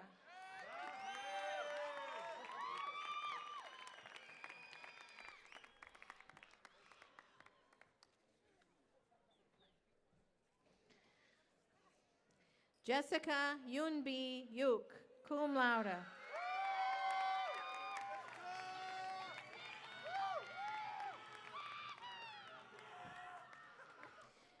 Candidates for the degree Bachelor of Science in Nursing. Deborah Feliz Belmonte.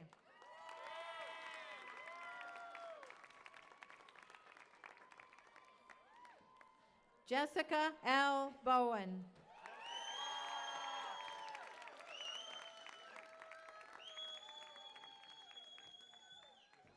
Lily Easel Chan, cum laude.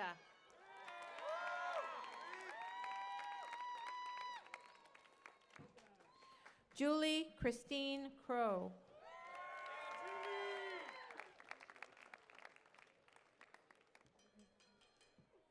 Rochelle Elizabeth Dunn.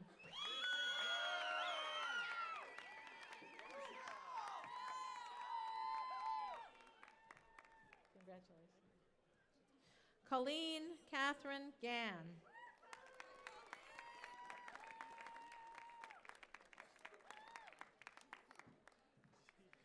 Lisa J. Lucas.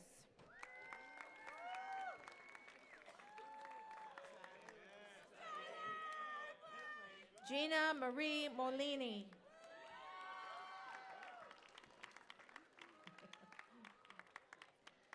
Autumn Ray Oft.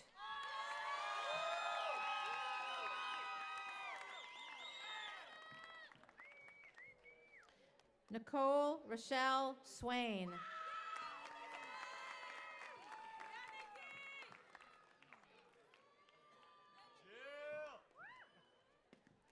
Jill Nicole Umali.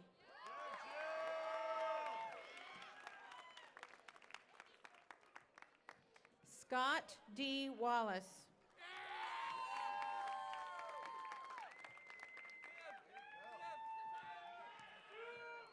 Timothy Eric Wilson, cum laude.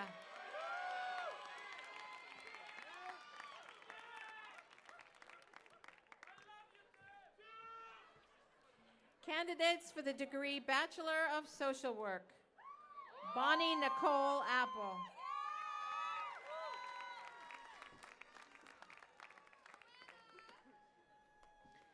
Joanna A. Arias.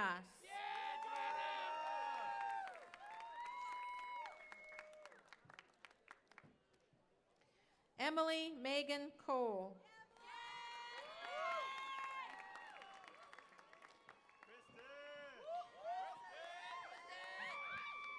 Kristen Marie Feldbush with both a Bachelor of Social Work and an Associate of Science in Photography.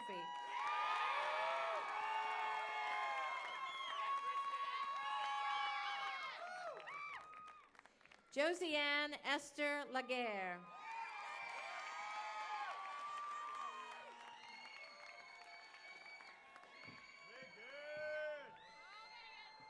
Megan Emily Lish.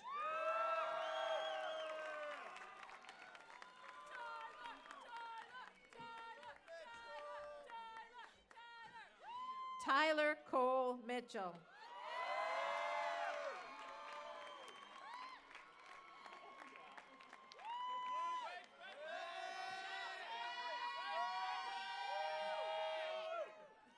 Blake Edward Penland.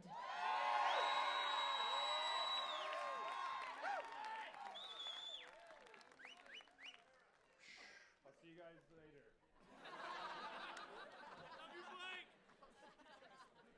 The next set of degrees goes to a very special group of students, the adults of our degree completion program. These men and women have successfully balanced the demands of home, family, work, and study to complete bachelor's degrees. They and their families deserve extra recognition this morning for this achievement.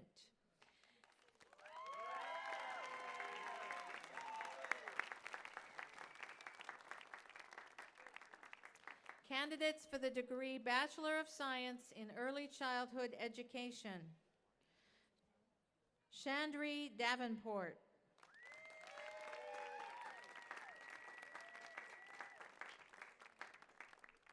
Melanie Fiorito.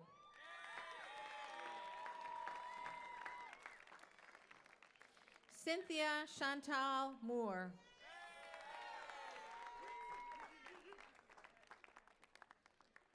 Catherine E. Peebles, cum laude.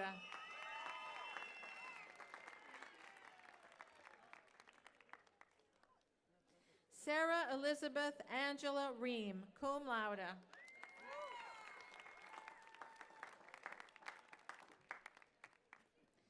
Evelyn MacB. Williams, cum laude.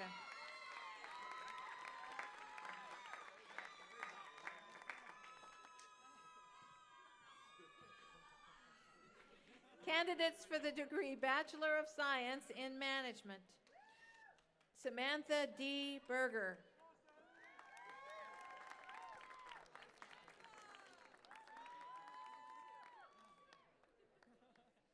Andrew Chambers.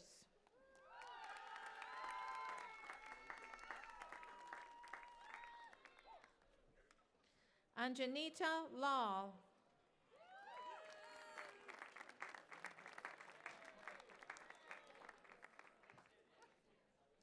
Master Sergeant Ben Anthony G. Rosario.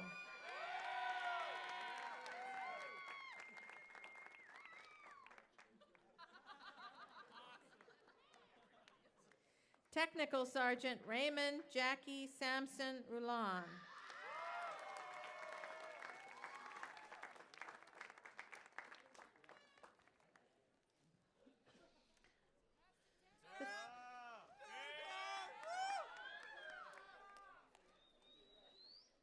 Candidates for the degree Master of Education.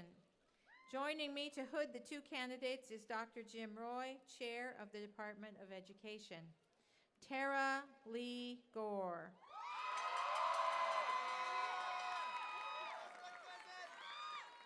Tara's master's project is entitled Promoting Retention of Mathematical Concepts Through Note-Taking.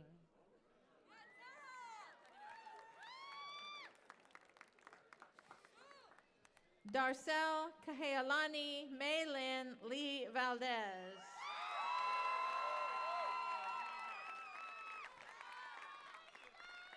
Darcel's master's project is entitled Teaching the Cube Approach to Problem Solve in Math with a Greater Level of Confidence.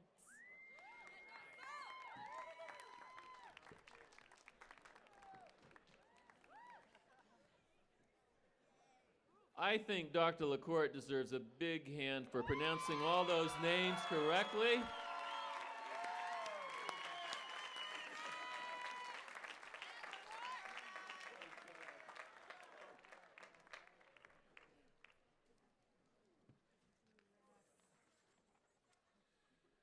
Graduates, we come to a part of the program that the faculty and staff have heard many times in the last several years, but it's going to be new to you. We are now at that final part of the program where you can say goodbye to good old PUC. But on behalf of Pacific Union College Alumni Association, I say welcome. Yes, welcome to the PUC alumni family of tens of thousands of attendees and graduates who have been here before you. You may have noticed that each year in April, the campus celebrates what is called homecoming. You will want to watch for this special weekend, and many of you may wait until 2019 to come back for your 10-year reunion.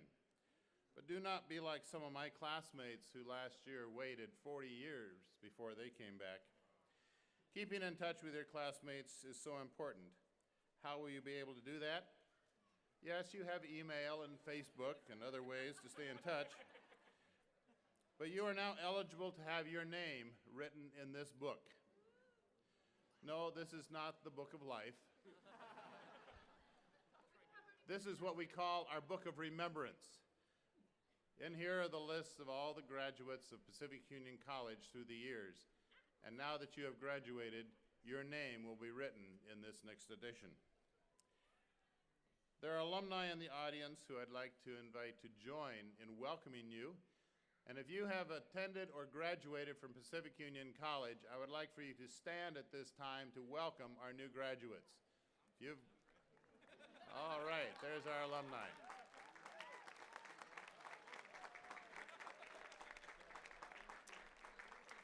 Okay, please remain standing. Alumni, please remain standing. And now I'd like to invite the graduates and the remaining congregation to join the alumni in standing for the benediction by Dr. Brian Wong. Brian? At the close of the prayer, we ask the audience to be seated and for everyone to stay behind the ropes during the recessional and allow the graduates and faculty to exit the aisles quickly. Thank you. Let's pray. Heavenly Father, thank you for all the blessings you have bestowed on our graduates. We thank you for the parents' effort, and we thank you for the nice day we have enjoyed so far. As we look up the hills again, we thank you because our strength and power come from you, our Creator, not anything else. Finally, may you let us remember as we close this chapter of our journey at PUC. There are three most important things you want us to remember. Have faith in you, hope in the future, and show each other the kind of Christ love you have shown us so far. May the examples you have seen among the PUC faculties be with you from now and forevermore. In Jesus' name.